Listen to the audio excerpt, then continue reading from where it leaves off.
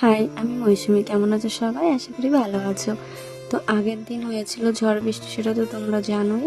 আর সেই ঝড় বৃষ্টির কারণে আমাদের কিন্তু কারেন্ট অফ হয়ে গেছে, কারণ কারেন্টের তার ছিঁড়ে পড়েছে। আর কালকে সন্ধ্যার থেকেই কারেন্ট নেই।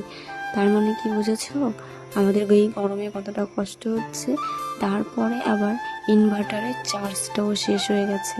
যেহেতু সন্ধ্যার থেকে কারেন্ট ছিল না আর ফ্যান অটোমেটিক চলতেই ছিল, কি বলতো ভীষণ পরিমাণে গরম পড়েছে, তার জন্যই ফ্যানটা চলতেছিল। আর রাত্রিবেলা তো 3টে ঘরেই ফ্যান চলছিল, তার জন্য ইনভার্টারের লাইনটা মানে চলে গেছে।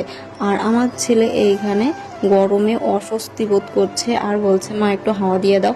তো নিজে নিজে হাওয়া খাচ্ছিল, আবার ঘুমিয়ে পড়ছিল। তাই ভাবলাম যে আমার কাজ যখন করা হয়ে গেছে তাহলে ছেলেকে একটু হাওয়া দিয়ে দিই। তারপরে ও ঘুম থেকে উঠে পড়েছে, উঠে তারপরে ওকে আমি একটু চা দিলাম, সে চাটা খেলো। আর দেখো আমাদের গাছে কত লেবু হয়েছে।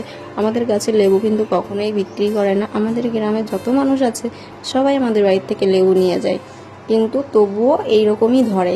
আর আমরা কিছু বলি না, কারণ খাওয়ার জিনিস খেতেই পারে, তার জন্য বিক্রি করার কোনো দরকারই হয় না। প্রচুর পরিমাণে হয়েছে। তো আজকে একটা মেয়ে এসেছিল আমাদের বাড়িতে লেবু নিতে, তাই সে এসে বলছে দিদা পয়সা নাও। আর মা বলছে না না, আমরা বিক্রি করি না, আমাদের বাড়ি থেকে লেবু নিয়ে যায় সবাই, কিন্তু আমরা বিক্রি করি না। কালকে ঝড় বৃষ্টির পরে এই হচ্ছে আমার ছাদের অবস্থা। এই পাশে পাতা কম, এই দেখো এই দিকের অবস্থা দেখো, দেখেছো? এখন এইগুলোকে আমি এখন পরিষ্কার করব। আর এই যে ড্রাম একটা উল্টিয়ে পাল্টিয়ে রয়েছে, তো চলো ঝটপট করে আমি এইগুলোকে ঝাড়ু লাগিয়ে নিই।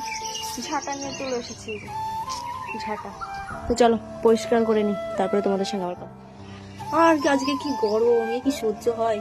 ছাদে এসেছি, ভাবলাম যে একটু ঝাড় দিই, এত গরম লাগছে, ভীষণ গরম, ভীষণ কষ্ট। চলো ঝাড়ুটা আজকে তোমাদের দেখাবো না, ঝাট করে করবো, ঝাট করে হয়ে যাবে। তারপরে চলে এসেছি রুটি করতে। আর ভাবলাম যে প্রত্যেকদিন ভাত খাওয়া হয়, তো আজকে একটু রুটি করি, তাই রুটি করেছিলাম। ওই যে আগের দিন মাংস করেছিলাম, সেই মাংসটা রয়ে গেছে, তাই মনে মনে ভাবছিলাম চলো আজকে রুটি দিয়ে মাংস দিয়েই খাওয়া যাক। আর ঝটপট করে রুটি করতে চলে এসেছি। আর রুটি করলে আমাদের বাড়িতে সব থেকে ভালো কে খায় জানো তো? আমার ছেলে। আমার ছেলে রুটি খেতে ভীষণ ভালোবাসে, কিন্তু আমার ছেলেকে অতটা রুটি খেতে দিই না। আমার ছেলের বডিটা তো দেখেছো কেমন একটা বডি, রোগা খ্যান খ্যান, আবার যদি রুটি খাই কেমন অবস্থা হবে বলো তো? আর আমার ছেলে এখন পড়তে আছে সকাল 7টার সময়, এখনো বাড়িতে আসেনি।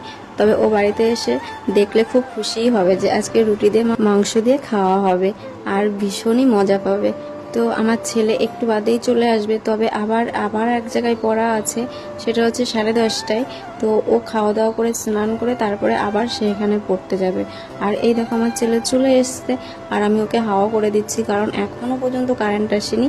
আর ও রোদ্দুর দিয়ে আসলো, তো ওর ভীষণ কষ্ট হয়ে গেছে, তার জন্য করে দাও, আমার কষ্ট হয়ে গেছে।